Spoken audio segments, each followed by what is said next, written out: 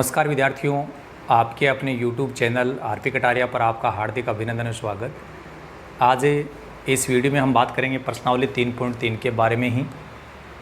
जैसा आप जानते हैं कि 3.3 की जो प्रश्नावली है उसका एक वीडियो पार्ट फर्स्ट है, वो चैनल पर अपलोड हो चुका है और उसमें हमने पहले क्वेश्चन के जो पॉइंट्स दिए गए हैं, 6 पॉइंट हमें दिए गए हैं, उनमें से 5 पॉइंट हम कंप्लीट कर चुके हैं। और आज इस पार्ट में हम पहले प्रश्न के 6ठे पॉइंट के बारे में बात करते हैं। इस प्रश्नावली में बात हो रही थी प्रतिस्थापन विधि के द्वारा दो चर वाले रैखिक समीकरणों का कैसे हल किया जाता है, और उन 5 पॉइंट्स में जो हमने उसके रिजल्ट्स निकाले थे वहाँ पर आपने देखोगे तो आपको पता चलेगा कि बिल्कुल ही आसान तरीके से बताया गया है, आराम से आप उस बात को समझ सकते हैं। पॉइंट नंबर जो 6 है वहाँ पर हमें दो समीकरण दिए गए हैं, 3x/2 माइनस 5y/3 बराबर -2।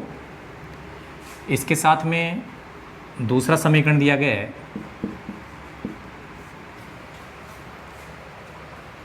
x/3 प्लस y/2 बराबर 13/6। अब हम इसका जैसे हल ज्ञात करना चाहते हैं, हम चर्चा कर रहे थे कौन सी विधि की, प्रतिस्थापन विधि। तो यहाँ पर लिखेंगे प्रतिस्थापन विधि से। अब हम पहला जो आपका समीकरण दिया गया था क्वेश्चन में उसको यहाँ पर नोट करेंगे, 3x/2 माइनस 5y/3 बराबर -2। यहाँ पर जो समीकरण दिया गया है, पहले समीकरण से हम क्या करते थे, x या y का मान निकालते थे, ठीक है। अब भी हम वैसा ही करेंगे, लेकिन यहाँ पर ये जो बटे में दे रखा है तो पहले इसका लैसा लेंगे, एलसीएम लेंगे। 2 और 3 का एलसीएम निकाल के देखेंगे, 6 आएगा। एलसीएम कैसे आ रहा है वो आप समझ पाते हो कि जैसे ये 2 है और ये 3 है, 2 का भाग लगाएंगे 1, 3 में जाता नहीं है, फिर 3 का भाग जाएगा, फिर इन दोनों को क्या कर लेंगे, गुणा करेंगे, 6 हो गया। 2 का भाग यहाँ 6 में कितनी बार जाएगा, 3 बार, फिर 3 को यहाँ गुणा कर दो 9x। 3 का भाग 6 में 2 बार, 2 को यहाँ 5 से गुणा कर दो 10y बराबर -2। इसके बटे में कुछ भी नहीं है तो यहाँ 1 मान लीजिए। और अब हम कर देंगे वज्र गुणा, तिरछा गुणा, ठीक है। तो 1 को पहले इनसे गुणा करो, तो ये बनेगा 9x माइनस 10y। एक को हमने इन दोनों से गुणा कर दिया। जब ये गुणा हो जाए तो हमें बराबर का चिन्ह लगाना है, और अब इस 6 को इससे गुणा कर दो, ये हो जाएगा -12। हमें मान निकालना था x या y का। यहाँ पर आप देख रहे हैं कि x का गुणांक छोटा है तो x का मान निकालना ठीक रहेगा। तो एक बार 9x को ऐसा कैसा लिखो, बराबर का चिन्ह लगाओ, -12 तो था ही, ये जो माइनस का 10y है इसका इधर पक्षांतरण कर देंगे तो ये हो जाएगा प्लस का 10y, ठीक है। अब हम x का जब मान निकालेंगे तो ये 9 है उसके बटे में जाएगा, लेकिन एक काम कर देते हैं, प्लस वाली संख्या को पहले लिख देते हैं और माइनस वाली संख्या को बाद में। तो जब अपन गुणा भाग वगैरह करेंगे तो थोड़ी प्रॉब्लम नहीं आएगी। और ये 9 गुणा में था, ये कहाँ चला गया, बटे में। इसको ब्रैकेट में बंद करेंगे क्योंकि 2 संख्याएं आपस में घट गई, हो सकता है कि ये कहीं ना कहीं बदमाशी नहीं करें, तो पहले ही हम इसको ब्रैकेट में बंद कर देंगे, समीकरण नंबर 1 बना देंगे। अब इसके बाद जो हमारे पास में समीकरण नंबर 2 है, इसको हम नोट करेंगे, x/3 प्लस y/2 बराबर 13/6। इसको भी हम थोड़ा सरल कर सकते हैं पहले, और समीकरण नंबर 1 से 2 में मान बाद में रख देंगे। इसका लैसा लेंगे तो कितना आएगा, 6 ही आएगा। 3 का भाग्य लगाएंगे तो कितना हो गया, 2 को इससे गुणा कर दो 2x। 2 का भाग 6 में 3 बार जाएगा, 3 को y से गुणा करो 3y, 13/6। ये किसी के साथ न जुड़ रहा है न घट रहा है, पहले इसको इधर गुणा कर दो, ये हो गया 12x प्लस 6 को इससे भी गुणा करो, ये हो गया 18y बराबर। इसमें एक तो थोड़ा सिंपल सी बात मैं थोड़ी आपको बता दूं कि अपन इसको गुणा नहीं करें तो भी चलता है। एक नई बात आप सीखेंगे यहाँ पर। यहाँ तक जाने के बाद यदि आपको पता चल जाए कि हर वाली संख्या हर से कट सकती है तो आप उसको काट सकते हैं। तो ये 6 से 6 सीधा भी कटता है, तो अपने को गुणा नहीं करना पड़ेगा। 2x + 3y बराबर 13, इसको समीकरण नंबर 2 बना देंगे और फिर बोलेंगे समीकरण नंबर 1 से समीकरण नंबर 2 में किसका मान रखेंगे? x का, क्योंकि हमने समीकरण नंबर 1 में x का ही मान निकाला था। x का मान रखने पर देखो पहले लिखो 2, ये इसे गुणा है तो गुणा लगाओ, फिर ये संख्या लिखनी है 10y - 12 बटे 9 प्लस 3y बराबर 13। यहाँ पर ये जो 2 है इस 9 से कटेगा नहीं, तो इस 2 को अंदर गुणा कर दो। 2 को जब यहाँ गुणा करेंगे ये बनेगा 20y, माइनस 2 को जब यहाँ गुणा करेंगे ये बनेगा 24 बटे 9 प्लस 3y बराबर 13। इसके बटे में 1 मानो, इसके बटे में भी 1 मान लो, ठीक है। और अब इसका एलसीएम लेंगे। क्या लेंगे अपन? एलसीएम। तो देखिए जब इसका एलसीएम लेंगे तो यहाँ 9 है, यहाँ 1 है, तो एक को अपन एलसीएम में शामिल नहीं करते हैं तो कोई फ़र्क नहीं पड़ता है, इसलिए इसका एलसीएम 9 ही आ जाएगा। 9 का भाग आप 9 में लगाएंगे 1 आएगा, 1 को इससे गुणा कर दो, तो ये हो गया 20y - 24 प्लस 1 का भाग 9 में लगाएंगे तो 9 को इससे गुणा कर दो 27y बराबर 13 बटे 1। ये 20y और 27y जुड़ जाएगा, ये हो जाएगा 47y - 24 बटे 9 13 बटे 1 ऐसा कैसा। 1 को पहले यहाँ गुणा कर दो, ये हो गया 47y - 24, क्योंकि 1 को जब इनसे गुणा करेंगे तो इतना ही आएगा और 13 को अपन 9 से गुणा करेंगे तो 13 को 9 से गुणा करने पर कितना आएगा? 117। फिर 47y, इस 24 का इधर पक्षांतरण कर दो 117 की तरफ। 47 से y बराबर, इनको जोड़ देंगे 7 4 11, 11 2 16 और 1 17, ठीक है। 11 2 13, अच्छा सॉरी जोड़ना था अपने को, 7 4 11 हो गया, 11 2 13 और 13 2 उसकी हासिल आ जाएगी, 1 उसकी हासिल 14, ये हो गया। सॉरी इनको जोड़ना था, 141 हो गया। अब हम y का मान निकालना चाहते हैं तो 141 में 47 का भाग लगाएंगे। अब 47 एक अभाज्य संख्या है, 47 को जब 3 से गुणा करते हैं ना तो 141 आता है। इसका मतलब 47 का भाग इसमें कितनी बार जाएगा? 3 बार। तो y का मान तो आ गया अपने पास में, कितना? 3। अब ये जो y का मान आया है वो अपने को समीकरण नंबर 1 या 2 में रखना चाहिए। मैं आपको ये बता चुका हूँ कि यहाँ पर जो भी मान आता है उसको समीकरण नंबर 1 में रखने पर भी उत्तर आएगा और 2 में रखने पर भी उत्तर एक जैसा ही आएगा।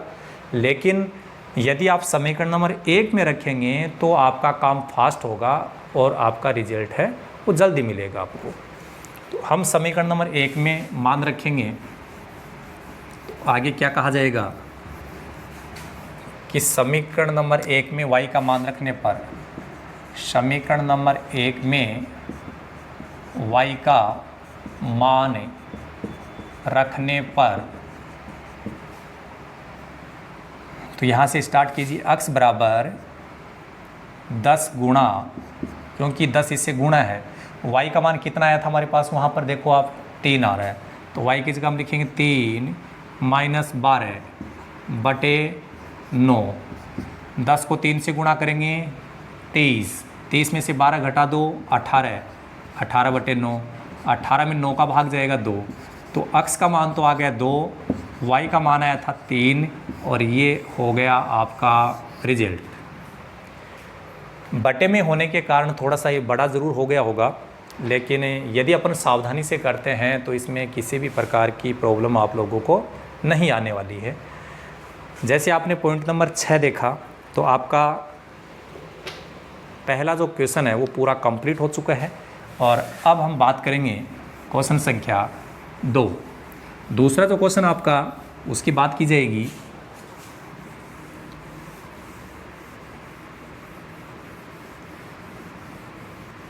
कक्षा 10th के जो विद्यार्थी होते हैं उस स्तर पर अभी तक मानसिक इतना विकास नहीं हो पाता है कि सही या गलत का वो ज़्यादा निर्णय ले पाए कि हम लोग अब जो फ़िलहाल किस स्थिति में चल रहे हैं, हमको पढ़ना चाहिए नहीं पढ़ना चाहिए। तो क्योंकि नासमझ होती है इस उम्र में, हम लोगों को 10th क्लास में काफ़ी अच्छी मेहनत करनी चाहिए ताकि फ्यूचर में जब भी अपन लोग कोई कॉम्पिटिटिव एग्ज़ाम देंगे तो अपना जो बेस होगा वो बिल्कुल क्लियर होगा और हम लोगों को वहाँ पर कम परेशानी उठानी पड़ेगी। चलिए क्वेश्चन संख्या 2 की बात करते हैं। 2 में बोला गया है 2x + 3y 2x + 3y बराबर 11 और 2x - 4y बराबर -24 को हल कीजिए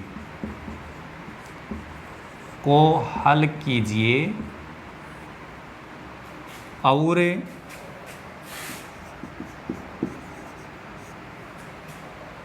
इससे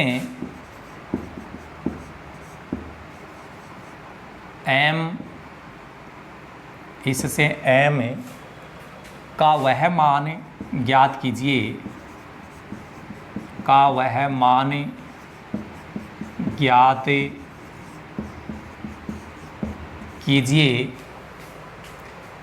जिसके लिए y बराबर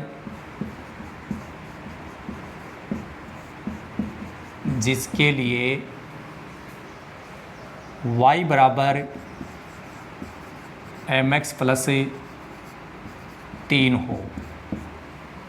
पहले प्रश्न को समझिए। 2 समीकरण दिए गए अपने को, 2x + 3y बराबर 11 और 2x - 4y बराबर -24 को हल कीजिए। यहाँ तक तो यही बोला इनको हल करो। तो पहला काम तो अपना क्या है, हल करने का ही है। फिर जैसे ही हल हो जाएगा तो हमें क्या प्राप्त होगा, x और y का मान। तो उसकी सहायता से अपन यहाँ y बराबर जो mx + 3 दिया गया है इसको काम में लेते हुए m का मान भी प्राप्त करेंगे। कैसे, देखिए यहाँ पर हम लोग केवल प्रतिस्थापन विधि की बात कर रहे हैं। तो इस दोनों समीकरणों को हम प्रतिस्थापन विधि से हल करेंगे। पहला समीकरण लिखेंगे 2x + 3y बराबर 11।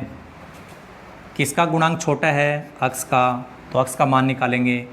लेकिन सीधा x नहीं, पहले उसको ऐसा कैसा लिखेंगे, 2x बराबर 11 और ये 3y इधर चला जाएगा, पक्षांतरण करेंगे। अब यदि x का मान निकालेंगे तो ये जो 2 है ये बटे में चला जाएगा और इसको ऐसे ब्रैकेट में आप बंद कर देना। ब्रैकेट में क्यों बंद कर रहे हैं, जब 2 या 2 से अधिक संख्याएं आपस में जुड़ जाती है, घट जाती है, तो वहाँ ब्रैकेट लगाने पर हम लोगों को कोई नुकसान नहीं होगा। ठीक है। अब दूसरा जो समीकरण है आपका 2x - 4y बराबर -24, इसको आप ऐसा कैसा लिखेंगे, इसमें कोई बदलाव नहीं करना है। कारण क्योंकि ये तो सिंपल दे रखा है। यदि कोई बटे वगैरह में होता तो हम इसको सरल करते। समीकरण नंबर 1 से समीकरण नंबर 2 में x का मान रखने पर, तो आपका जो समीकरण नंबर 2 है उसमें जो x दिखाई दे रहा है वहाँ पर अपन ये लिखेंगे। चलो यहाँ से स्टार्ट करो, 2 गुणा इस x की जगह ये लिख दो 11 - 3y बटे 2। इसके बाद हमने x का मान रख दिया। आगे जो भी है इसको ऐसा कैसा नोट कर दो। तो माइनस का 4y बराबर -24 -4y बराबर -24। यहाँ ये जो 2 है वो इस 2 से कट जाएगा। अब क्या बचेगा, देखो इसके गुणा में तो कुछ है नहीं, तो इस ब्रैकेट को आप हटाते हुए इसको लिख दो। ये ब्रैकेट हटा दिया आगे ये है ही माइनस का 24 है, इनके बटे में कुछ नहीं बचा, अक्स गायब हो चुका है। तो वाई वाले पदों को सरल करेंगे। दोनों संख्याएं किसकी है?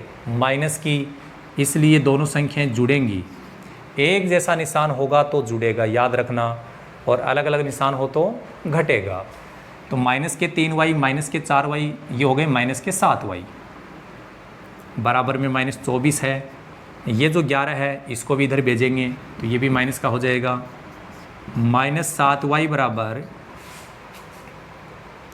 ये दोनों ही माइनस के हैं तो ये भी फिर जुड़ेंगे, ठीक है। तो ये हो गया माइनस का 35, ये माइनस प्लस बन जाएगा, और y बराबर 35/7, y का मान आ गया 5। तो y का मान 5 मिल गया। तो y का मान अपन कहाँ रखेंगे? समीकरण नंबर 1 में रख दो, ताकि x का मान अपने को प्राप्त हो जाए। तो लिखेंगे समीकरण नंबर 1 में y का मान रखने पर, समीकरण नंबर 1 देखिए, यहाँ से स्टार्ट करो। x बराबर लिखेंगे 11 माइनस, x बराबर 11 माइनस 3 गुणा 3y के साथ गुणा है, y का मान कितना आ गया? 5। तो y की जगह आप 5 लिखेंगे, बटे में 2 है। 11 माइनस 3 को 5 से गुणा करेंगे 15/2, 11 में से 15 घटाएंगे तो माइनस का 4 बचेगा, -4/2, ये हो गया माइनस का 2।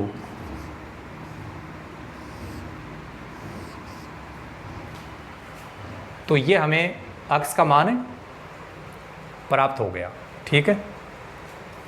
जैसे ही हमें x का मान प्राप्त हुआ, y का मान प्राप्त हुआ, तो ये तो आपका रिजल्ट आ चुका है। लेकिन इसने आगे क्या कहा था कि m का वह मान भी ज्ञात कीजिए जिसके लिए y बराबर mx प्लस 3 हो। तो अब अपने को y बराबर mx प्लस 3 को काम में लेना है। y बराबर mx प्लस 3 को हमें काम में लेना है। चलो देखो, तो हमारे पास में एक नया समीकरण दिया गया, y बराबर mx प्लस 3, x का मान भी आ गया, y का मान, दोनों आए हुए हैं। तो यहाँ पर y का मान आपको कितना मिला? 5। तो यहाँ y की जगह 5 लिख दो। m का मान तो हमें ज्ञात करना है, तो m को ऐसा कैसे लिखो? x का मान कितना मिल गया?